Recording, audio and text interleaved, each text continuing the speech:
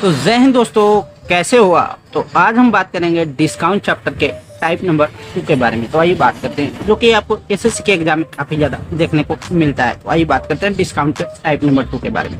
तो सबसे पहले आपको बता दें कि डिस्काउंट चैप्टर निकालने के लिए फॉर्मेट क्या होता है। सीपी होता है, एसपी होता है और एमपी।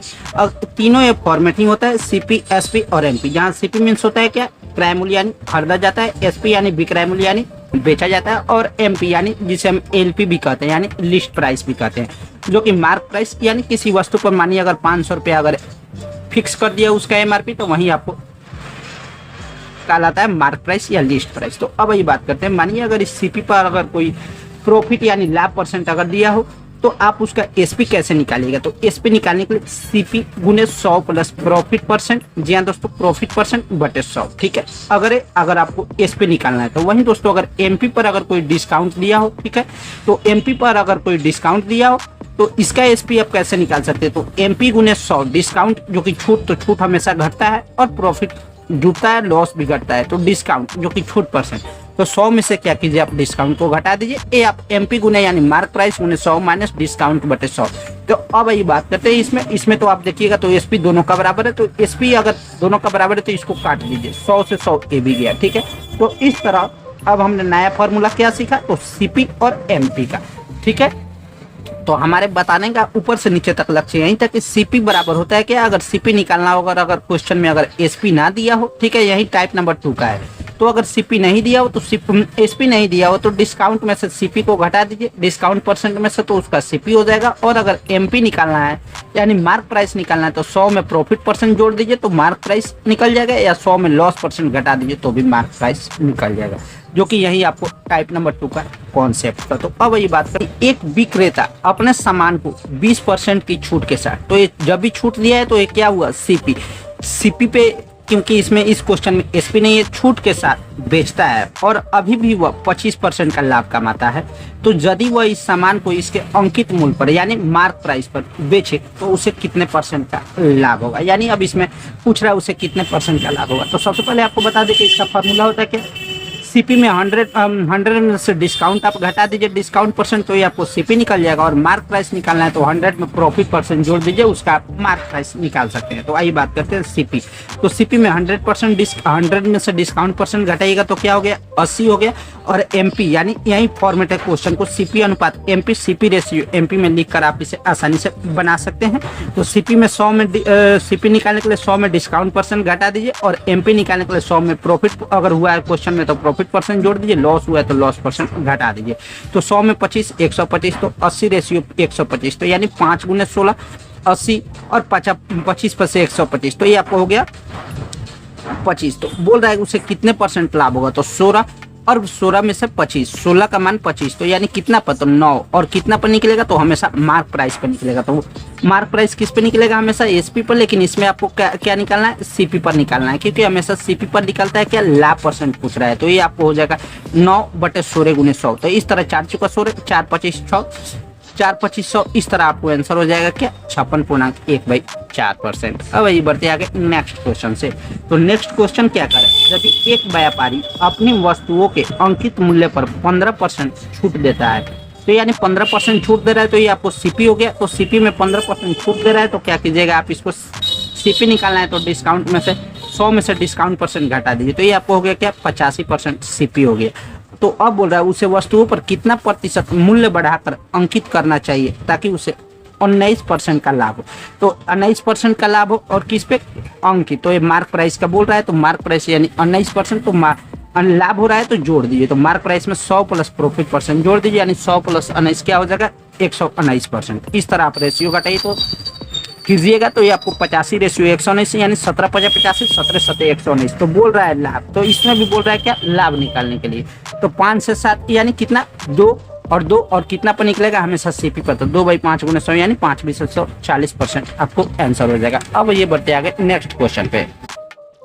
तो अब ये बढ़ते आगे नेक्स्ट क्वेश्चन पे। तो नेक्स्ट क्वेश्चन क्या कर रहा है, यदि एक व्यापारी एक वस्तु के अंकित मूल्य पर 10% की छूट देने के बाद भी 20% का लाभ कमाता है। यदि इसमें वस्तु का अंकित मूल्य यानी मार्क प्राइस क्या दे दिया है, जब भी वे अंकित मूल्य पूछे, अंकित मूल्य क्वेश्चन में दे तो हमेशा समझिएगा क्या मार्क प्राइस। तो वस्तु का अब इसमें यहाँ से क्वेश्चन का टाइप थोड़ा चेंज हुआ, तो पूछ रहा है वस्तु का जब अंकित मूल्य दे दिया 800 तो पूछ रहा है वस्तु का क्रय मूल्य यानी सीपी क्या होगा। तो सबसे पहले आप इसमें क्या कीजिए, सीपी निकालिए। तो सीपी निकालने के लिए डिस्काउंट परसेंट में से घटाइएगा तो 10% का छूट है तो 100 में से 10 घटाइएगा 90। मार्क प्राइस निकालना है तो 100 में प्रॉफिट परसेंट जोड़ दीजिए यानी 100 + 20 120 यानी 90/120 तो 10 9 120 90 और 10 = 120 इस तरह बोल रहा है तो उसे वस्तु का यानी ये आपको हो गया सीपी का। तो जिसमें दिया हुआ है कितना अंकित मूल्य का, तो ये आपको 12 का मान क्या 800 दिया है, तो पूछ रहा है 9 का मान क्या होगा यानी सीपी का मान। तो 12 का मान 800 दिया तो 9 का मान आप इसे आसानी से निकाल सकते हैं। तो कैसा लगा दोस्तों वीडियो, अगर वीडियो अच्छा लगे तो वीडियो को लाइक भी कर दीजिएगा, साथ में अगर चैनल पे नहीं आए तो शेयर भी करना ना भूलिएगा। आइए बढ़ते आगे नेक्स्ट कॉन्सेप्ट पे। तो अब ये नेक्स्ट क्वेश्चन है। क्वेश्चन क्या है, यदि एक विद्युत इस्त्री का अंकित मूल्य 690 यानी मार्क प्राइस क्या 690 दे दिया है, जबकि एक दुकानदार इस पर 10% छूट देने के बाद भी 8% का लाभ कमा रहा है। तो ये 10% छूट तो ये सीपी हो गया क्या 90%, ठीक है, और देने के बाद भी 8% का लाभ कमा रहा है। तो ये मार्क प्राइस क्या हो गया, 100 में 8 जोड़िएगा तो मार्क प्राइस हो गया। यदि कोई भी छूट नहीं दी जाती है तो उसका लाभ परसेंट क्या होगा, यानी इससे अब नेक्स्ट क्वेश्चन आइए। नेक्स्ट पैटर्न है, तो पैटर्न क्या कर रहा है, तो सबसे पहले आप इसमें 10% छूट दे रहा है तो सीपी क्या हो गया 90, ठीक है, क्योंकि 100 में से 10 घटा दीजिए आपको 90 हो जाएगा।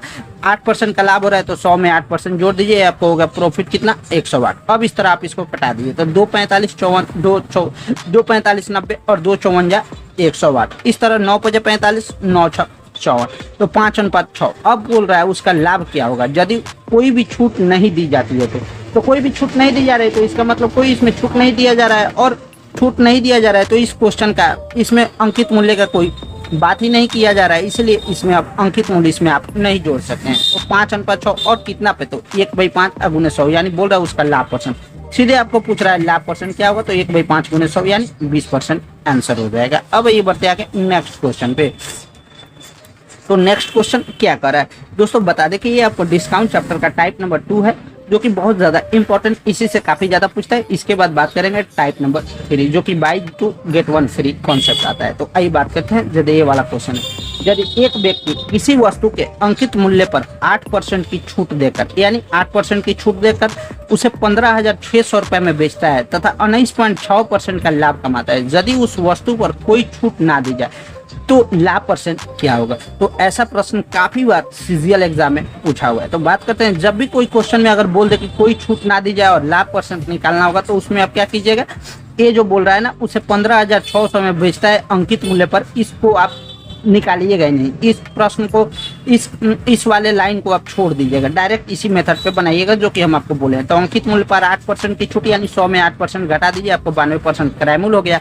उसके बाद बोल रहा है मार्क प्राइस, उसमें लाभ कितना 19.6%, तो मार्क प्राइस क्या निकलता है हमेशा लाभ पर, तो 100 + 19.6 यानी 119.6 हो गया। इस तरह अब इसको आप रेशियो ले लीजिएगा और रेशियो लेकर सीधे आप लाभ परसेंट क्वेश्चन में बोल रहा है तो ये आपको हो गया 92%। इसमें से आप सीपी में से एमपी घटा दीजिएगा और जितना आएगा उसमें सीपी में भाग दे दीजिएगा, ठीक है, उसमें सीपी में भाग देकर आप 100 से गुना कर दिए क्योंकि लाभ बटे 100 गुना क्रय मूल्य, लाभ बटे क्रय मूल्य गुने 100। तो इस तरह आप इसको आंसर आप निकाल सकते हैं। अब ये बढ़ते आगे नेक्स्ट क्वेश्चन और टाइप नंबर 2 का ये आपको सबसे ज्यादा इंपॉर्टेंट क्वेश्चन है और काफी ज्यादा पूछता है, ठीक है। आइए बढ़ते हैं आगे। क्वेश्चन है क्या, एक व्यक्ति किसी वस्तु के अंकित मूल्य पर 10% की छूट देकर 1170 रुपए में बेचता है तथा 30% लाभ कमाता है।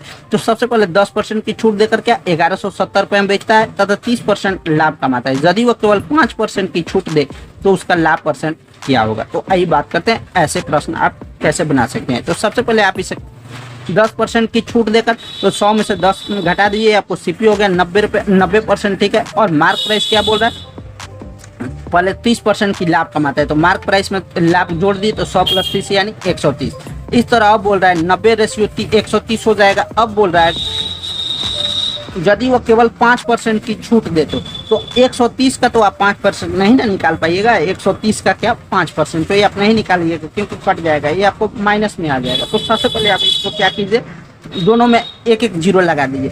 ये आपको दोनों में क्या कीजिए, एक एक जीरो लगा दीजिए, तब कट जाएगा, क्योंकि जीरो से जीरो कट जाता है। तो ये आपको 900 सीपी आप मान लीजिए, 1300 एमपी मान लीजिए। अब बोल रहा है कि 5% की छूट, तो 1300 का 5% आप निकाल लीजिए, 1300 गुना 5/100, जीरो से जीरो गया, अब 65। ठीक है, तो 1300 में से 65 घटा दीजिए, 1235 एमपी हो गया। सीपी क्या हो गया, सीपी आपको 900 था, तो अब बोल रहा है उसका लाभ परसेंट, तो 1235 में से 900 घटा दीजिए।